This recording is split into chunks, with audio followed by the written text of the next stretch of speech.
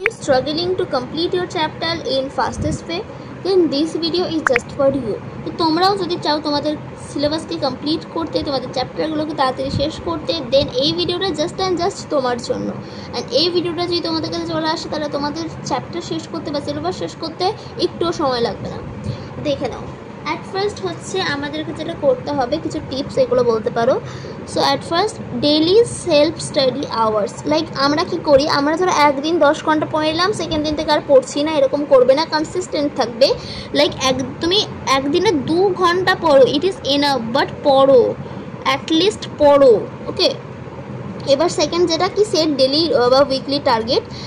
Daily target like to do list টাইপসের তোমরা বানাও, আর আমিও বানাই বলতে গেলে। আর আমি বানাই হচ্ছে এই ডায়েরিটাতে। তো তোমরা এরকম একটা ডায়েরি নিয়ে নেবে, ছোটো যে ডায়েরিগুলো হয় সেই ডায়েরিগুলোতে লিখতে পারো, অথবা নর্মাল পেজ, মানে যে কোনো একটা পেপারে, নর্মাল একটা পেপারে লিখলেই হয়ে যাবে, ওকে। এবার হচ্ছে যে কাল কব করেঙ্গে, সব থেকে বড় স্টুডেন্টদের প্রবলেম। আর এটা তোমাদের কাছে আমার কোয়েশ্চেনও যে, মানে ধরো আজকে ভিডিওটা দেখলা, হ্যাঁ, আমার দিয়ে বললা যে হ্যাঁ আজকে অনেক বেশি মোটিভেট হয়ে গেছি, এবার পড়বো, কালকে থেকে পড়বো। কিন্তু কালকে কেন, আজকে থেকেই পড়ো। এই কাল করতে করতে কালটা কবে, কালটাই তো আসে না তোমাদের। তো এই কারণে বলছি যে যবে থেকে দেখছো ভিডিওটা সেই সময় থেকে স্টার্ট করো না। ধরে নাও তুমি দেখছো হচ্ছে রাত 12টার সময়, তুমি ঘুমিয়ে যাবে 12:30টার সময়, 30 মিনিট অন্তত এটা করো, তাহলেও হয়ে যাবে। বাট করো, অ্যাটলিস্ট প্রোকাস্টিনেট করো না। এবার আসতে হচ্ছে যে only study according to syllabus. আমরা কি করি হচ্ছে সিলেবাস অ্যাকর্ডিং পড়ো, এক্সট্রা মানে কোনো ফালতু বইয়ে নেওয়ার দরকার নাই, হ্যাঁ। এবার কীভাবে করবে, ওয়ান শট লেকচার দেখবে, দেন কোয়েশ্চেন আর পিআর কুইজ করবে, এভাবে হয়ে যাবে। এবার আমরা হচ্ছে সাবজেক্ট ওয়াইজ হচ্ছে কথা বলবো। অ্যাট ফার্স্ট আমরা আসবো ফিজিক্সে, যেখানে কী করতে হবে, ফিজিক্সটা একটু লাইক টাফ লাগে সবারই, but it is not tough, বুঝলেই হয়ে যায়। এবার ফিজিক্সের জন্য তোমাদের জন্য 3টে টিপস নিয়ে এসেছি। দেখো, study from one shot lecture দেখতে হবে, study formula plus concept, formula sheet বানাবে, অ্যান্ড অবশ্যই শর্ট নোট বানাতে পারো তুমি। এটা আমি উল্লেখ করি, এখানে উল্লেখ করা উচিত ছিল, আমি এখানে লিখে দিচ্ছি, শর্ট নোটও বানাবে, ঠিক আছে। প্রত্যেকটার জন্য কিন্তু শর্ট নোট, নিজের নোট বানাবে, ওন তো বানাতেই হবে, কাউরি নিয়ে না, ওন ফুললি নিজের বানাবে, নিজের বানালে দেখবে অনেক ভালো হয়ে যাবে তোমাদের পড়াটা। এবার স্টাডি ফর্মুলা তো পড়বে, এবার তার সঙ্গে কী করবে, আমাদেরকে কনসেপ্টটাকে বুঝতে হবে। আমরা কনসেপ্ট বুঝি না ফিজিক্স ম্যাথের কনসেপ্টটা অনেক ক্লিয়ার রাখতে হবে, না হলে ফিজিক্স করতে পারবে না, ফিজিক্সের অঙ্কগুলো সলভই হবে না তোমাদের। এবার আছে লজিক্যাল কোয়েশ্চেন্স, কী করবে, প্র্যাকটিস কোথা থেকে করবে, PYQs থেকে করবে লজিক্যাল কোয়েশ্চেন্সগুলো।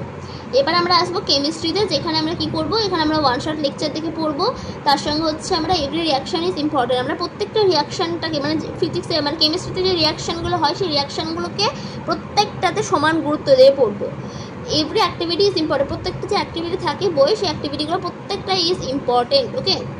এবার আসবো আমরা বায়োলজিতে, যেখানে আমাদেরকে শর্ট নোট বানাতে হবে, ওয়ান শট লেকচার দেখতে হবে, তার সঙ্গে হচ্ছে যে প্লাস ওয়ান শট লেকচার তো দেখতেই হবে প্রত্যেকটা ক্ষেত্রেই, তাই কিন্তু, হ্যাঁ। যদি টিচারের কাছে বুঝে, স্কুল টিচারের কাছে দেন ওয়ান শট দেখার দরকার নেই, যদি না বুঝো দেন ওয়ান শট অবশ্যই দেখবে।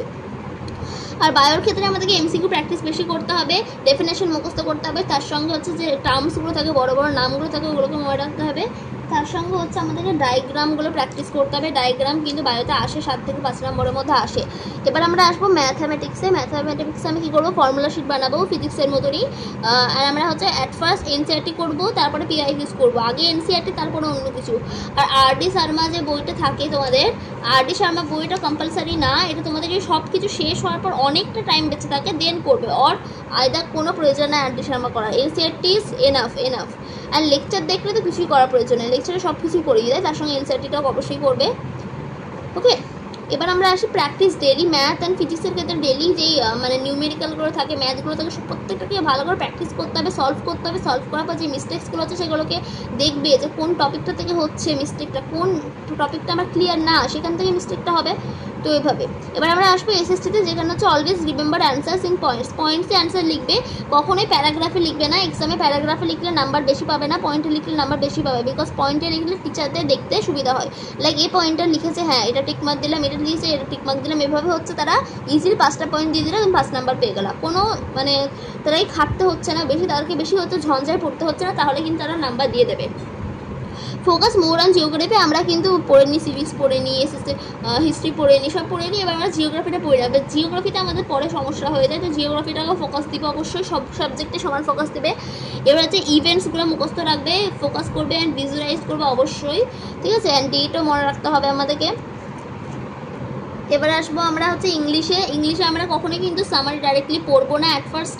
যদি তোমরা এই ভিডিওটা একবার লাস্টে দেখো দেন অবশ্যই সামারি পড়বে, অথবা যদি লাস্টে না দেখো দেন কিন্তু অবশ্যই টেক্সট বুকটা অ্যাট ফার্স্ট ভালো করে পড়বে, ঠিক আছে। অ্যান্ড এর ক্ষেত্রে আমরা ওয়ান শট লেকচার দেখতে পারি। আমার মনে হয় না যে ওয়ান শট লেকচার ইংলিশের ক্ষেত্রে দেখা দরকার আছে, বাট তোমাদের যদি অসুবিধা হয় তাহলে অবশ্যই দেখবে ওয়ান শট লেকচার। আমি সবগুলোতে লিখিনি বলে এরকম না যে দেখবে না, মানে তোমাদের টিচার যদি ভালো বোঝে দেন ওয়ান শটের প্রয়োজন নাই, যদি টিচার না ভালো বোঝে বা বুঝতে না পারো তাহলে ওয়ান শট দেখবে। Attend practice writing are reading অ্যাটেন্ডে করলে হবে, শেষে করলে হয়ে যাবে 7 থেকে 5 দিনের মধ্যে, তাছাড়া কোনো প্রয়োজন নাই। এবার আসবো আমরা হিন্দি, বাংলা বা সংস্কৃত, মানে যার যা ল্যাঙ্গুয়েজ সাবজেক্ট এটা তার জন্য, ঠিক আছে। এবার আমি ধরে নিলাম তোমাদের হিন্দি আছে বা বাংলা আছে বা সংস্কৃত আছে, বা ধরে নিলাম হিন্দি বা বাংলা আছে আর সংস্কৃত আছে, তো এইভাবে এটা ল্যাঙ্গুয়েজ সাবজেক্টের জন্য মেনলি এই দুটোই। দেখে নাও এখানে হচ্ছে রিভিউ অ্যান্ড রিভাইজ। আমাদের রিভিউ অ্যান্ড রিভাইজ করতে হবে, কী করতে হবে, শর্ট নোটটাকে করতে হবে। আমরা যদি নোট না বানাই তাহলে কিন্তু হবে না, আর আমরা শর্ট নোট বানালে হচ্ছে কুইক রিভিশনে হেল্প করে। এবার আসবো আমরা use text books and if you didn't have any time then one shot summary. যদি তোমাদের টাইম না থাকে তাহলে ওয়ান শট সামারি, টাইম থাকলে টেক্সট বুক ইজ কম্পালসারি।